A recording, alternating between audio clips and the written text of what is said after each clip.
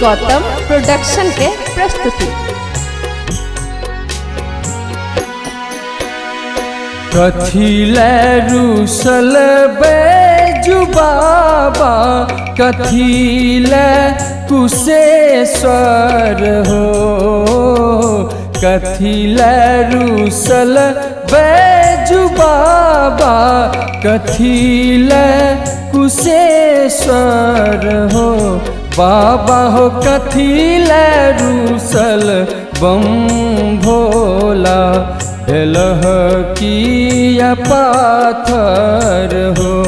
बाबा हो कथिले रूसल बम भोला, भेलह किया पाथर हो।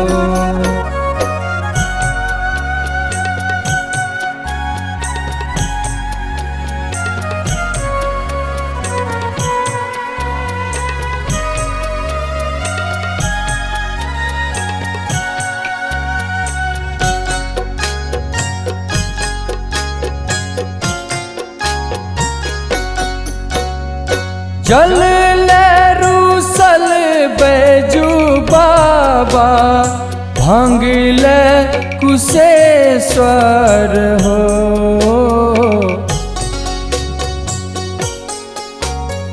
जल ले रूसल बैजू बाबा, भांग ले कुशेश्वर हो।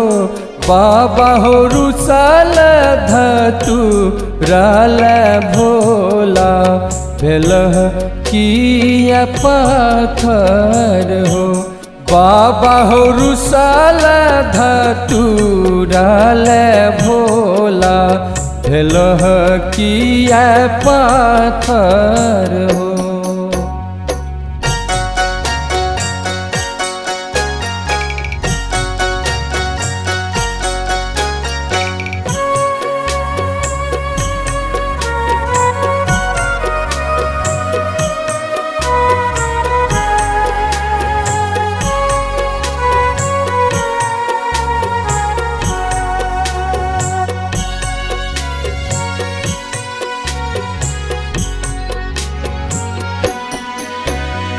गंगा जल सो बैजू मनेबे, भांग सो कुशेश्वर हो।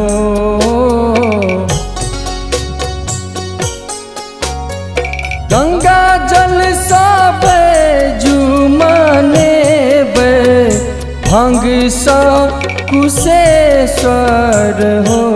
भोला हो आनी धतुरा चढ़ेबा, भेलह किया पाथर हो।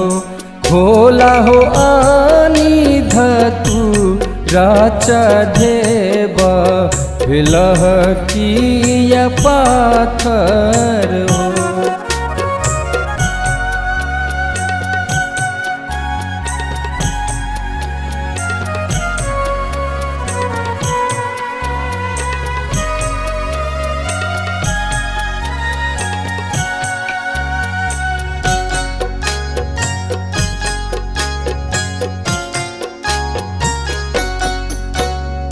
रसिया शरण बैजू बाबा, ताकने अनीश्वर हो।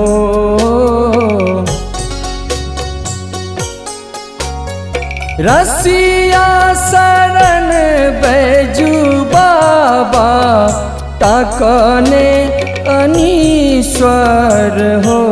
भोला हो कल जोड़ी अंश कहै छ, बन जूनी पाथर हो।